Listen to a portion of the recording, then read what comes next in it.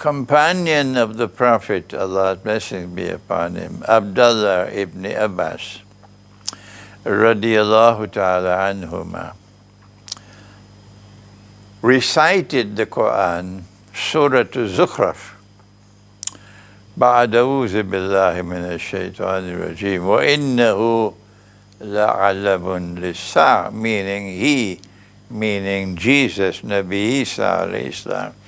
He is the sign of the last hour. When you recite the Quran like that, it becomes plain and clear. The only way that Jesus, Nabi Isa alayhi salam, could be the sign of the last hour is if we accept what Nabi Muhammad alayhi salatu wasalam said, that he came and he left and he will return.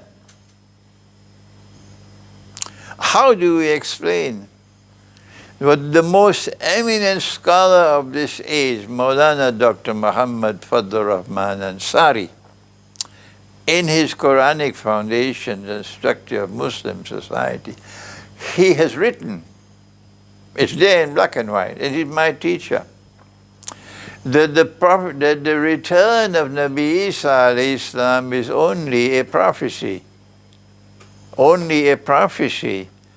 Nabi Muhammad alayhi salatu wasalam, indicating he could not find in the Quran any evidence to support the view that Jesus will come back. Let me repeat that. My teacher of blessed memory, and he was not the only one, many other eminent scholars, Sheikh al-Azhar. Remember, I want an answer from you. You can't go back home silently. You must give me an answer. How do we explain Sheikh al-Azhar, two of them, giving a fatwa? Jesus is dead. He's not coming back. Sheikh al-Azhar, the most important institution of Islamic learning in the world. Jesus is dead. He's not coming back. Muhammad Asad, an important scholar of Islam of the modern, Jesus is dead. He's not coming back. My teacher, that it is only a prophecy of Prophet Muhammad alayhi salatu, nothing in the Quran to support it. How do we explain this? And maybe we're at the tip of the iceberg, as tomorrow will come when a new wave of scholarship will come and sweep us away, embedding in the minds of people, Jesus is dead, he's not coming back. Now show me in the Quran, where's the proof? What will you do on that day? Prepare yourself. The reason why Dr. Muhammad Iqbal, Maulana Dr. Muhammad Fadl Rahman Ansari, and so many eminent scholars of Islam came to the conclusion there's nothing in the Quran to support the return of Jesus is because the Tashkeel, which recites the Quran, is وَإِنَّهُ لَعَلَمٌ لِلسَّاعَةِ. He, Jesus, he is the sign of the last hour, therefore he's coming back, is not to be found in any copy of the Quran today. Now, unless you have a PhD in stupidity, apparently some people do have that PhD, you will know that when the Quran came down, it came down in the world of sound. It did not come down as a written document. And when the scribes recorded what the Prophet ﷺ was reciting to them, they would have to read it. So he would be confirming something he's hearing. He never gave us a written copy of the Quran confirmed by him because he couldn't read it. And there were no Tashkeel in the original copies of the Quran. No diacritical marks, no fatha, no kasra. Up to now you can see them. The Arabs did not need Tashkeel. The Tashkeel or the diacritical marks, Fatha, Kesra, and Dhamma, were inserted long years later when non-Arabs were becoming Muslims and they needed help. And I have no problem with that. It's beneficial, it helps us. Once you recognize that the Tashkeel are not a part of the Quran. What can I do with the people who have PhDs in stupidity and who argue with me that Tashkeel are a part of the Quran? They are a hopeless people. Hopeless people. I don't know what to do. If the Tashkeel did not come with Allah's messenger, with the Jibreel alayhi salam, if the Tashkeel were put in by human beings, then we can say something is wrong here. Because every single copy of the Quran you pick up today has Tashkeel inserted by human beings, which says, does not say, innahu la'alamun lissar. It says, innahu la'ilmun lissar. They accept innahu la'ilmun lissar, and they say this is part of the Quran. And if you say this is a mistake, Imran, then we accuse you of saying that there is a mistake in the Quran. Wait for Judgment Day with that nonsense. You'll have to stand up before Allah because I will ask for justice. If you accuse me of saying there's a mistake in the Quran, you'll have to provide the evidence. Wait for Judgment Day. They do more than that. I say this is wrong. This Tashkeel is wrong. No one had the courage to say it before me, but I'm saying it. If you say that he is the knowledge of the hour, that's the meaning. Innahu la ilmul lisa means he is the knowledge of the hour. If I'm wrong, correct me now. If I'm wrong, correct me now. Innahu la ilmul lisa means he is the knowledge of the hour. Good. The Quran has two kinds of verses. Where does Allah say so? Surah Al-Imran. That's right. Who said it? MashaAllah. Surah Ali Imran. 2, not 3, 2. Ayat muhkamat. These are verses which are plain and clear. He is the knowledge of the hour, is plain and clear. And Allah says about these verses, this is Ummul Kitab. These are the very heart of the Quran. But in His wisdom, Allah also gave us a second kind of ayat. Ayat mutashabihat, meaning, what does it mean? Answer, an ayah mutashabihah is an ayah which has to be interpreted in order to be understood. When Allah said this, He meant that. The classical example, this is what should be taught in a Darul room. It's not being taught. When Allah said, eat and drink in the nights of Ramadan until the white thread of dawn is distinct from the black thread. Nowhere in the world, I can't speak for Durban, but nowhere in the world do anybody put a black thread and a white thread below their pillow. Do they do it in Durban? Huh? But that's what is in the Quran. Eat and drink until the white thread of dawn is distinct from the black thread. Then you begin the fast. So a man put a black thread and a white thread under his pillow, a companion, and in the morning he had difficulty, so he went to the Prophet, alayhi salatu wassalam. It was at that time, and not before, that the Prophet ﷺ then gave not an explanation, no. He gave an interpretation, ta'wil. That when Allah said this, He meant that. That is ta'wil. That is an ayah mutashabihah. When Allah said white thread and black thread, what He meant was eat and drink until the light of the day is clearly distinct from the darkness of the night. At that time, you must stop eating. They can already do their nonsense in the masjid. They probably already finished with their Salatul Fajr in the masjid. But you are allowed to keep on eating by the Quran until the light of the day is clearly distinct from the darkness of the night. My duty is to teach you the Quran, regardless if I'm going to be crucified for it. My duty is to teach the Quran. Good.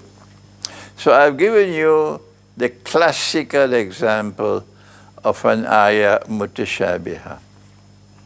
When I interpret the Quran, it's different from the Prophet. He interprets the Quran on the basis of knowledge he gets from Allah. When we interpret the Quran, only Allah can confirm that an interpretation is correct. Where does Allah say that? Same ayah, Ali Imran. Only Allah can confirm that an interpretation is correct. Same ayah from Surah Ali Imran, okay? So we say Allah knows best when we interpret the Quran. So an ayah mutashabihah does not have the same status as Ummul Kitab. All right? So you have to have a PhD in linguistic acrobatics to take an ayah muhkamah and transform it into an ayah mutashabihah, which is what, unfortunately, Maulana Abul Ala Maududi did, rahimahullah. I'm not speaking ill of the learned Maulana. I show respect for this man. These are great scholars of Islam.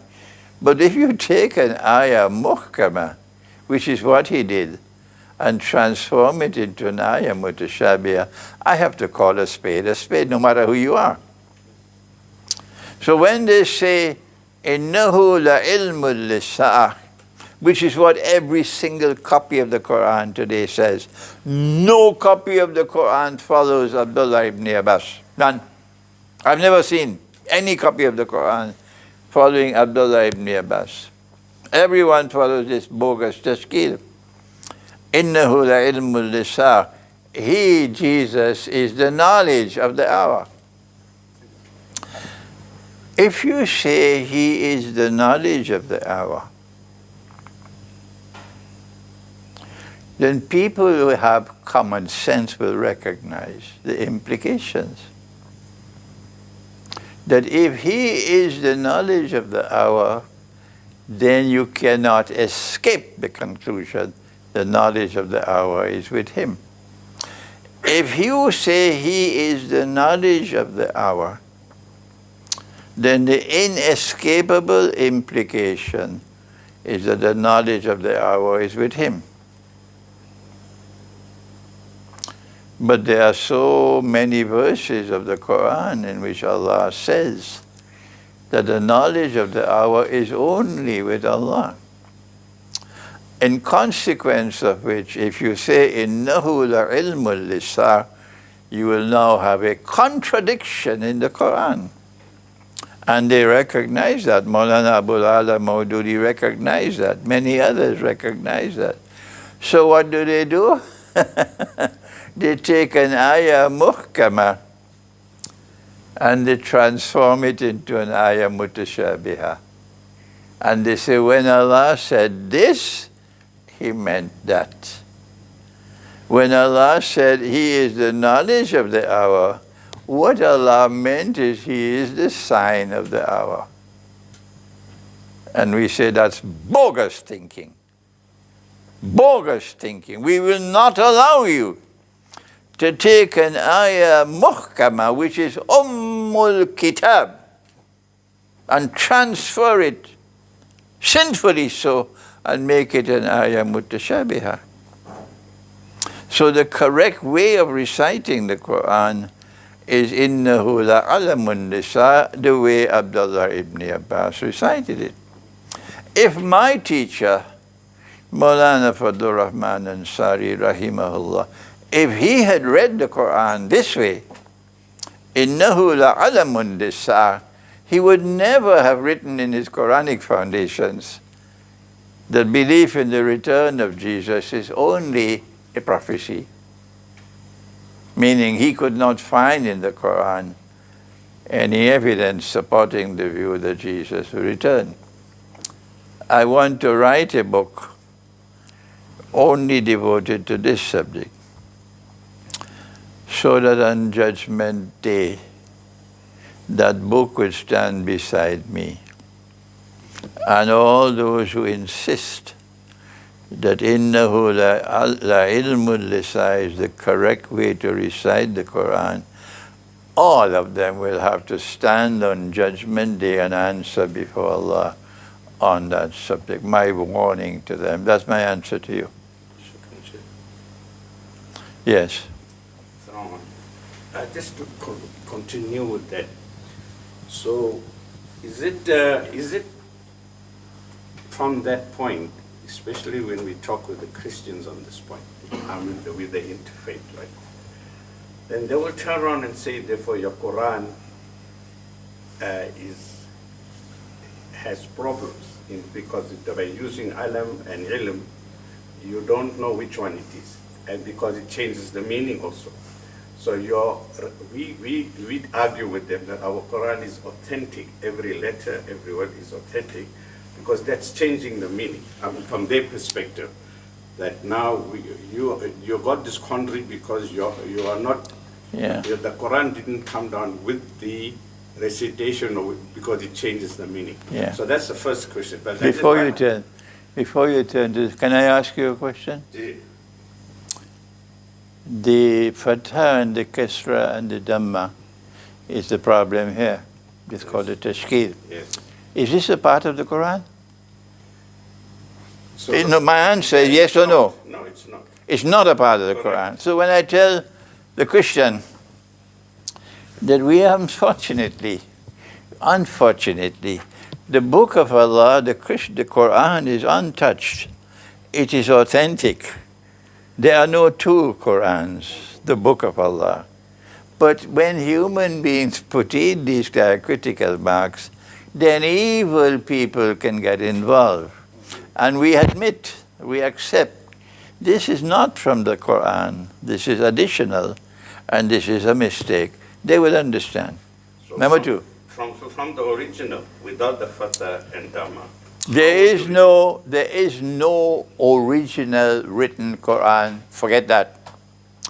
The only original Quran is a Quran located in the world of sound. Written copies of the Quran came later. The codification of written copies of the Quran took place many years after the death of the Prophet ﷺ.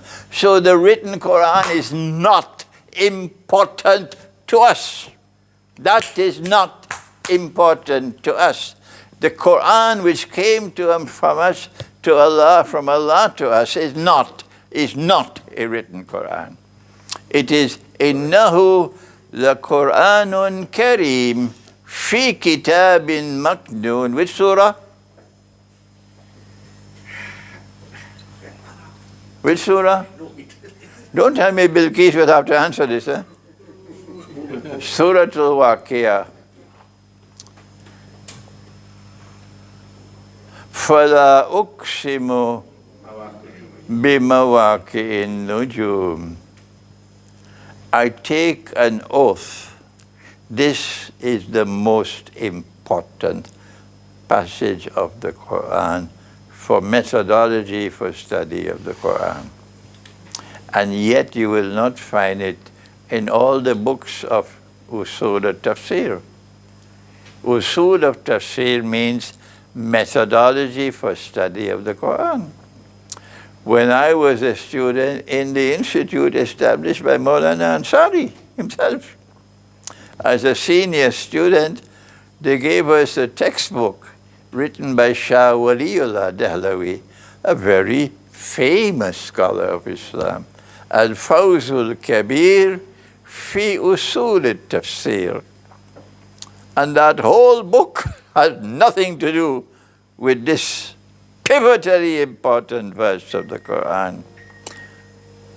فَلَا أُقْسِمُ بِمَوَاقِعِ النُّجُومِ. And I take an oath or a qasam by the positions in which the stars are located.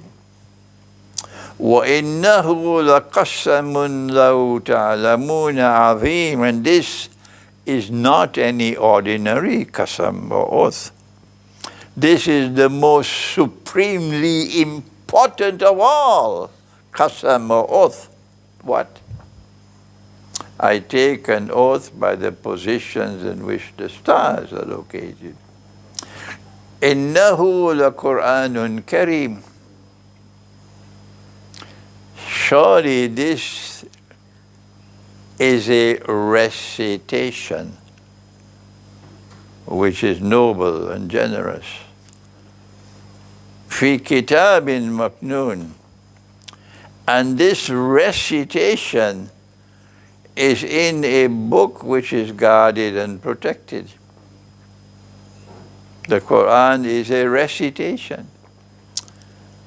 So to tell me there were no copies of the Quran already established when the Prophet died, I say, I don't know where you got your PhD. Was it in Disneyland? Was it in Disneyland? We are not concerned with any written copy. Written copies can come when they want. The Quran was already memorized by many of the companions of the Prophet ﷺ, and that is the Quran. The Quran located in the world of sound, okay? And that Quran had no tashkeel. And that is the way Abdullah ibn Abbas recited the Quran. Go ahead. Yes, so sorry, Prophet, because I'm in the field with the Christians. That's I'm engaged to their argument, counter-argument to that, which we agree. We all agree it was oral. So therefore, coming down, there was a difference now in the recitation of that ayah, sound-wise, alam and ilm, coming down. So how do we determine which? I have already answered you. Were you here all the time while I was answering? Yes, sir. I just explained with clarity. I just explained with clarity. Do I have to repeat what I have just said for half an hour? That if you recite the Quran as linnahu la ilmul lisa, and if you have 2 South African rands of common sense, that's all. There is a contradiction in the Quran. But it's a waste of time for me. I'll have to repeat it 100,000 times, and they still will stay with that recitation. I say, stay with it. Wait for Judgment Day if you do not have the capacity to think. If you recite the Quran, وَإِنَّهُ لَعِلْمُ اللِّسَانِ, how many times would I have to explain to you that you will have a contradiction in the Quran? Sorry, Prof, we accept your point. I'm saying the Christian will tell us that you, among you Muslims, I will accept. I will tell the Christian. I will tell the Christian I accept that we have evil people. I accept that we have evil people who have altered the Tashkeel. I accept it. I accept it. That in the same way you have bogus Tashkeel, you also have bogus Hadith. That our Prophet married a child. Correct. Our Prophet married a child. All you need is common sense, that's all. You don't need any intellectual sophistication to recognize that marriage with a 6-year-old child is bogus. When I say that, they shut the doors of the masjid on me, and my response is, go ahead. Shut the doors of the masjid on me, go ahead. But if I have the truth, if I'm explaining the Quran as the truth, this is what Allah's Messenger said. إِنَّ اللَّهَ يَرْفَعُ بِهَذَا الْكِتَابِ أَقْوَامًا. Allah with this Quran will raise some people. وَيَدَعُ بِهِ آخَرِينَ. And other people are going to be brought down by this Quran. These are the words of our Prophet. So if I am explaining the Quran correctly, I don't have to waste to lose any sleep. You can shut the doors of the masjid on me. The truth will survive. And I am confident that the methodology I got from my teacher was correct. The way to study the Quran is the way you study the stars. And you cannot study the verses of the Quran that way only with the rational faculty. You need more than the rational faculty. You need nur from Allah.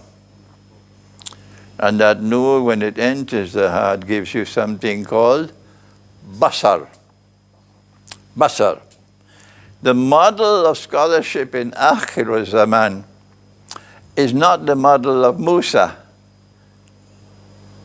alayhi salam. The model of scholarship in Akhir Zaman is the model of MashaAllah, Khidr alayhi salam. وَعَلَّمْنَاهُ مِنْ لَدُنَّا عِلْمًا. And you find the most learned of all men not in a Darul Uloom. Where will you find the most learned? At Majma'ul Bahrain. And what is Majma'ul Bahrain? Is it muhkama or is it mutashabiha? Answer? It can't be Atlantic and Pacific. No, it is mutashabiha. And it is, what is it? Imam al-Baydawi, for example. Imam al-Baydawi. He says Majma'ul Bahrain is the coming together of ilm al-zahir and ilm al-batin. I say the same thing. It is the ocean of knowledge that is externally acquired, and the ocean of knowledge which is internally received. When you harmoniously integrate these two worlds of knowledge, you have the most learned of all men. And we see that in Khidr alayhi salam. We see that in Imam Jalaluddin Rumi, Masnavi, where he's constantly emphasizing the importance of basar. We see that in his student, Dr. Muhammad Iqbal. The beginnings of that model of scholarship is there in Iqbal. Iqbal could not come from a Darul Uloom. The Darul Uloom has its benefit. It has its the things which are good in it. But the system of education in the Darul Uloom, number one, is deficient. Number two, is defective. And we see that new model of scholarship flowering in Maulana Fadlur Rahman Ansari. That's why the Deobandis rejected him, and the Brelvis rejected him, and the Ahl Hadith rejected him, and the Salafi and the Wahhabi. Everybody rejected him. And today his star is shining higher than all of them, because you cannot close the doors of the masjid on truth. And I have inherited that model of scholarship from Dr. Iqbal and from Maulana Ansari. So Majma'ul Bahrain is the knowledge, the ocean of knowledge externally acquired. And I attended 5 universities in my life. And the ocean of knowledge internally received. And these two oceans of knowledge must not exist in separate compartments. No. They must be harmoniously integrated with each other. Then you have the scholar of this age who can respond to the challenges of this age. And the challenges of this age are unique. Never before in human history have you ever had challenges like what you have today. Okay, next question. Sheikh, it's 25. Yeah. Sorry, Go ahead. Dr. Sab, you see that other verse on the second coming, the second coming of Isa alayhi salam, there's another verse which they interpret to refer to Isa alayhi salam. I want your take on that Surah An-Nisa, but after min ahlil kitab, the next verse, and there's not a single of the people of the book that must believe in him before he's dead. Now they are putting that him as Isa alayhi salam, before Isa alayhi salam's death. How would you, how would you take that one? Because Muhammad Asad, may Allah have mercy on him, because I love that man. I love his scholarship. Oh yes, I honor and respect him, Muhammad Asad, because he made this mountain of a mistake, that Jesus is dead. He had to interpret this verse now. وَإِن مِّنْ أَهْلِ الْكِتَابِ, and there will not be a single one amongst them, the Ahlul Kitab, إِلَّا, but لَيُؤْمِنَنَّ بِهِ قَبْلَ مَوْتِهِ. The language in the Quran is qabl, meaning before his death. There's a world of difference between qabla mauti and hina mauti. Hina mauti means at the time of death. Qabla mauti means before he dies. That every single one of them will have to accept him, meaning accept him as the Messiah before he dies. So whose death is the Quran talking about? Now don't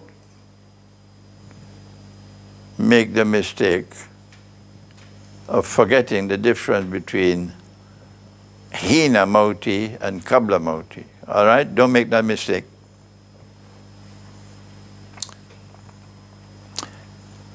The implication is that every single Jew who has rejected Jesus as the Messiah will have to accept Jesus as the Messiah before his death. So Muhammad Asad now, because he believes that Jesus is already dead, he says, when the Jew is dying, at that time, when there is no evidence for us, he will have to accept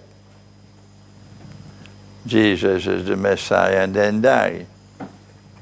And my answer to Muhammad Asad and to others who interpret the Quran this reckless way is this is wrong. Because the Quran is saying qabla mauti, not hina mauti. And we don't have the evidence at all to support what is in the Quran. Therefore, this is false. Every single Jew who is dying today dies confirmed that Jesus is not the Messiah. There are no examples of Jews changing their views at the time of death. None.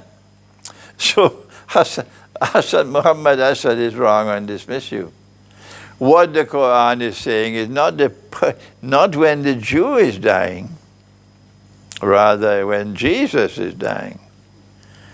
And therefore Jesus has to come back. And when he comes back, they will have no other alternative I was lecturing at that time when they didn't know my profile. They used to invite me in their synagogue. And I was lecturing in a synagogue in New Jersey, and there were about 200 Jews packed in that synagogue. And I said to them that when he returns, you will have to accept him as the Messiah. And when you accept him as the Messiah, it will do no good to you, because on Judgment Day he'll give evidence against you and you'll go into the hellfire. When I was finished, they surrounded me. 200 of them surrounded this one solitary man, demanding, why must we be forced to accept what we reject? I said, because at that time the truth will be before your eyes staring at you, and you'll not be able to reject it. And so this is the explanation of that verse of the Quran, that Jesus must return in order for this prophecy to be fulfilled. Jesus must return, and when he returns, before he dies, every Jew will have to accept him as the Messiah. And when they do that, he will give evidence against them on Judgment Day, and they'll go into hellfire. Any more questions? Sheikh, it's 8:30. It's 8:30 already. That's it? Can we? That's it. Okay, thank you. Assalamu alaikum. Okay.